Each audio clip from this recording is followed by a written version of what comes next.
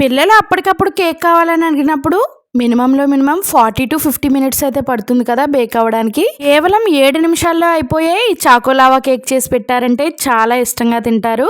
Mothers కి కూడా పెద్ద టైం టేకింగ్ ప్రాసెస్ ఏమీ లేకుండా ఈజీగా చేసేసుకోవచ్చు.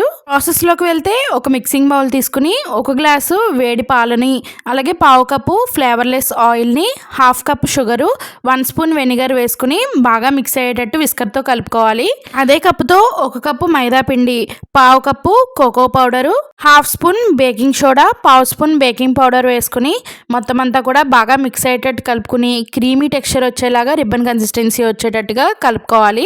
మన ఇంట్లో అందరి దగ్గర గొంత పొంగడాల పాన్ అయితే ఉంటుంది కదా, అది తీసుకుని మొత్తం అంతా కూడా ఆయిల్ అప్లై చేసుకుని కలిపి పెట్టుకున్న బ్యాటర్ని వేసుకోవాలి. ముందుగా హాఫ్ వచ్చే వరకు వేసుకుని దానిపై నుండి డార్క్ చాక్లెట్ పీస్ని కానీ లేదా డైరీ మిల్క్ పీస్ కానీ పెట్టేసుకుని మళ్ళీ దానిపై నుండి ఈ మిగిలిన మిశ్రమాన్ని ఫిల్లింగ్ చేసుకోవాలి. మూత పెట్టేసి లో ఫ్లేమ్లో 5 మినిట్స్ పాటు కుక్ చేసుకోవాలి.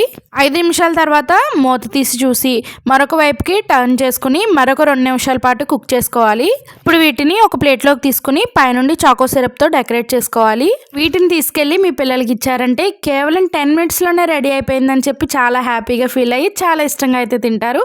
లోపల చాక్లెట్ మెల్ట్ అయ్యి చాలా టేస్ట్గా కూడా ఉంటుంది. తప్పకుండా ఒకసారి ట్రై చేయండి. వీడియో నచ్చితే ఒక లైక్ వేసి సబ్స్క్రైబ్ చేసుకోండి. Thank you for watching.